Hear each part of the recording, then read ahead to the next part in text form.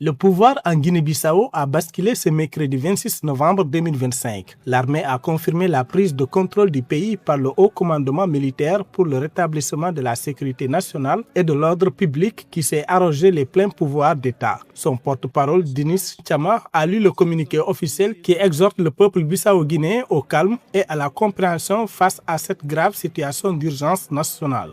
Cette action militaire fait suite à la révélation quelques minutes auparavant de l'arrestation du président sortant Umaru Sissoco Embalo au palais.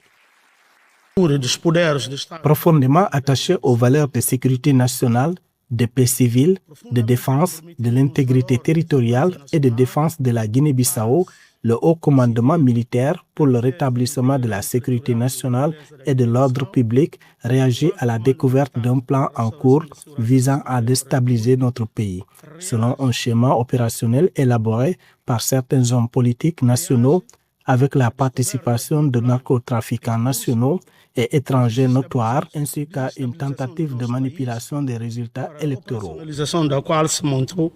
Le haut commandement militaire a ordonné plusieurs mesures pour rétablir la sécurité et l'ordre public, la fermeture des institutions de l'État et des frontières, la suspension des médias et l'instauration d'un couvre-feu de 21h à 6h du matin.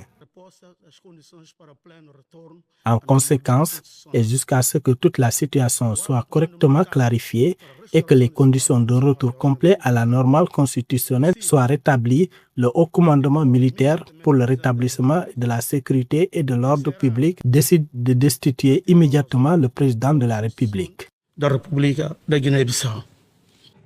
Peu avant l'annonce d'un coup de force militaire en Guinée-Bissau, le président sortant Umaru Sissoco Embalo a révélé son arrestation. Il a affirmé avoir été arrêté ce mercredi 26 novembre vers midi dans son bureau du palais présidentiel. Son arrestation aurait été menée par des éléments de l'armée.